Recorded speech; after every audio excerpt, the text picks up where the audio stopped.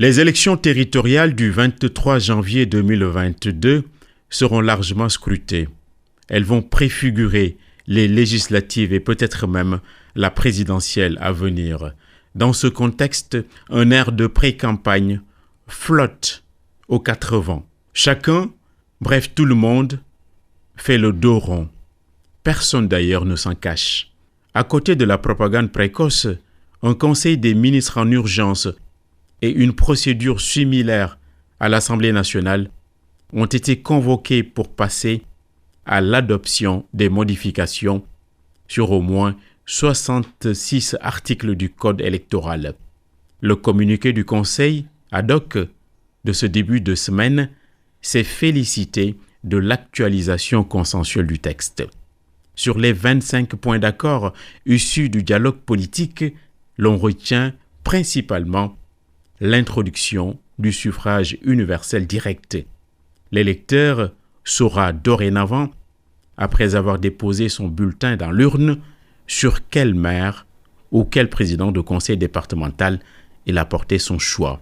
C'est un élément de visibilité aux antipodes des arrangements ultérieurs en vase clos. Le manque de clarté débouche toujours sur la méfiance, la crise de confiance et les abstentions. Mais tout n'est pas encore au beau fixe. Des points substantiels de désaccord sont apparus.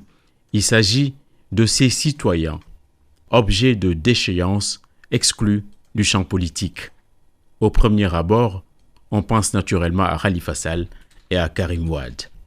Le cautionnement, le bulletin unique, les organes de gestion et de supervision constituent aussi des pommes de discorde.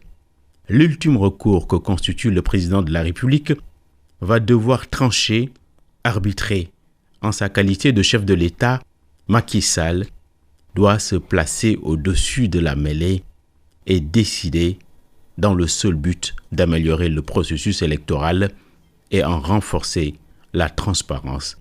Il ne doit plus souffrir de ce jugement qui se répand dans l'opinion, à savoir qu'il a fait reculer la démocratie. Décidément, la marée montante du coronavirus finira par brouiller tous ces plans. L'alerte du virologue, le professeur Souleymane Boub, nous demandant à nous résoudre à une troisième vague, n'était pas qu'une simple vue de l'esprit. Les centaines de nouvelles contaminations quotidiennes enregistrées ces derniers jours prouvent que les 4 variants se promènent comme des poissons dans l'eau. Au demeurant, le président a bien intégré que les restrictions ne peuvent plus être envisagées, surtout en cette période de tabaski, moment de brassage et de charge sociale écrasante.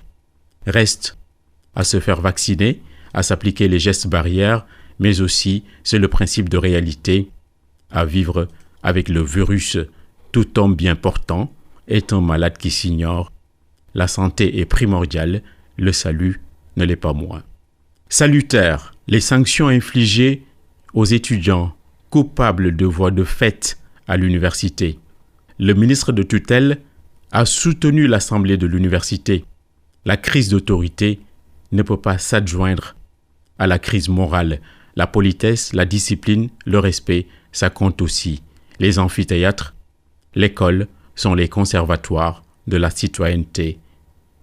Ils ont aussi franchi une ligne écarlate. Les danseurs de Wally Seck, ils ont pris un mois. Le Faramareen en chef, lui, ne supporte plus les attaques. Il a servi tous azimuts des sommations pour en finir avec les affabulateurs. Il doit se défendre et être en même temps plus regardant dans sa scénographie. En matière de spectacle vivant, le fils de John Seck est une fierté et un patrimoine. Or, un patrimoine, ça ne s'appartient plus. La cote de l'artiste est aussi fonction du lieu où il est exposé.